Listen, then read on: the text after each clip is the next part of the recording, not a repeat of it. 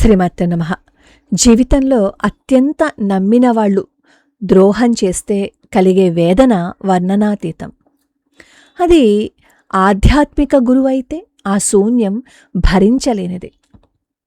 25 ఏళ్ల భక్తిని, నమ్మకాన్ని ఒకేసారి కోల్పోయి శూన్యంలో పడిపోయిన ఒక భక్తురాలి ఆవేదనని పరమాచార్యస్వామివారు ఏ విధంగా పరిష్కరించారో తెలిపే ఘట్టం ఇది.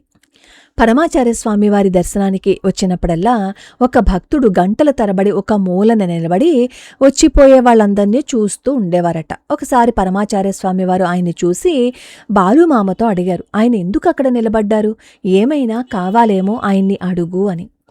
బాలుమామ వచ్చి ఆ భక్తుణ్ణి అడిగారట, నీకేం కావాలని పరమాచార్యస్వామివారు అడగమన్నారు, ఎందుకు స్వామివారిని చూస్తూ అలా నిలబడి ఉంటావు, ప్రసాదం కూడా తీసుకోవడానికి రాకుండా అని చెప్పి అడిగారట. ఆనంద బాష్పాలతో తడిసిన కళ్ళతో ఆయన బాలుమామకి చెప్పారట, ఏమనంటే, నేను ఇక్కడికి వచ్చిన ప్రతిసారి మహాస్వామికి వారి భక్తులకి మధ్య జరిగే అపూర్వ అద్భుతాలని చూస్తూ ఉంటాను కనుక ఈరోజు కూడా అలాంటి సంఘటన కోసం వేచి ఉన్నాను అని అన్నారట. అప్పుడు స్వామివారు విని నవ్వుతూ, ఇంకొంచెం సేపు వేచి ఉండమను, అలాంటి సంఘటన కొద్దిసేపట్లో జరగబోతోంది అని అన్నారట. చాలామంది ఆడవాళ్లు, మగవాళ్లు స్వామివారి ఆశీస్సులు అందుకుని వెళ్ళిపోతూ ఉన్నారు. అంతలోనే సరోజ అనే ఒక మహిళ స్వామివారి దర్శనానికి వచ్చింది. వారి దగ్గరకు వెళ్ళడానికి కొద్దిగా జగ్గుతున్నట్లుగా కనపడుతోంది ఆవిడ. ఆవిడకేం కావాలో కనుక్కోమని పరమాచార్యస్వామివారు బాలుమామని ఆదేశించారు. ఆవిడ బాలుమామతో చెప్పారు, నేను ఇక్కడికి మొదటిసారిగా వచ్చాను. హైదరాబాదులో ఉన్న మా పొరుగు వారి దగ్గర నుంచి ఈ మహానుభావుల గురించి తెలుసుకున్నాను, ఆయన్ని దర్శించుకుందామని వచ్చానని చెప్పి ఆవిడ చెప్పారు. మహాస్వామివారు నవ్వుతూ, దర్శనం మాత్రమే కాకుండా ఇంకా ఏదో కోరి నా వద్దకు వచ్చావు, అదేంటో చెప్పు అన్నారు మహాస్వామి. అప్పుడు ఆవిడ చిన్న పిల్లలాగా ఏడవడం మొదలుపెట్టింది. బహుశా ఆమెకు ఒక 55 సంవత్సరాలు ఉంటాయిట. అవును స్వామి, నేను ఈ వేదనని భరించలేకుండా ఉన్నాను అని ఆవిడ చెప్పింది. అప్పుడు స్వామివారు, మీరు ద్వైతులు కదూ అన్నారట. ద్వైతులు అంటే మధ్వ బ్రాహ్మణులు, మధ్వాచార్యుల అనునాయులనమాట. అప్పుడు ఆవిడ చెప్పారు, అవును స్వామి, అవును అంటూ ఆవిడ ఇంకా ఎక్కువ బాధపడ్డం చూసి అక్కడ ఉన్నవాళ్లు ఆందోళనగా చూస్తున్నారు. ఏంటి ఏంటి నిన్ను అంతలా బాధిస్తున్న సమస్య అని అడిగారు మహాస్వామివారు.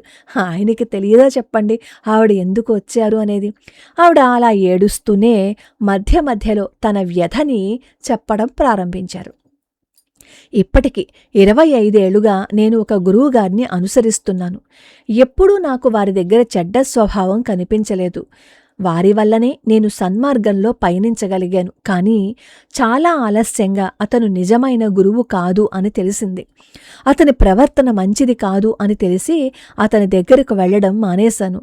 ఇంతలా నమ్మిన గురువుని హఠాత్తుగా ఇలా వదిలివేయటం వల్ల నాకు జీవితంలో, ఆధ్యాత్మిక జీవితంలో అంతా శూన్యంగా తోస్తోంది. ఈ విషయాన్ని నేను జీర్ణించుకోలేకపోతున్నాను. అందుకే మా సన్నిహితులు చెప్పడంతో మీ దర్శనం కోసం ఇక్కడ వరకు వచ్చాను. ఇక జీవితాంతం మీకు భక్తురాలుగా ఉండాలని కోరుకుంటున్నాను అని చెప్పి ఆవిడ అన్నారు. స్వామివారు నవ్వుతున్నారు.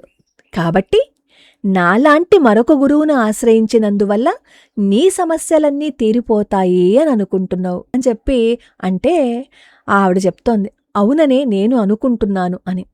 అప్పుడు మహాస్వామివారు అన్నారు, నువ్వు చేస్తున్నది తప్పు. గీతలో కృష్ణుడు యతతోహ్యపి కౌంతేయ పురుషస్య విపశ్చితః అన్నారు. నువ్వు మనిషిగా ఉన్నావు అంటేనే తప్పులు చేస్తావు. దీని నుంచి ఎవరూ తప్పించుకోలేరు. కేవలం నువ్వు నా వంటి మరొక గురువును మార్చుకున్నంత మాత్రాన్న నేను ఉత్తమోత్తముడనని ఏంటి నమ్మకం? ఆ ఆలోచనే తప్పు. ఎందుకంటే ప్రతి మనిషికి పరిమితులుంటాయి. నీ బాధ నాకు అర్థమైంది. నువ్వు చేయవలసిందేంటంటే మౌనంగా మనస్సులో నీ ఇష్టదైవాన్ని ప్రార్థించటం. కృష్ణుడు చెప్పినట్లు అంతకంటే దారుణమైన మనస్థితి కలవాడైన మరొక్క గురువును అన్వేషించటం కంటే ఆత్మానందాన్ని పొందటం కోసం సాధన చెయ్యి అని చెప్తున్నారు. అక్కడందరూ నిశ్శబ్దంగా వింటున్నారు.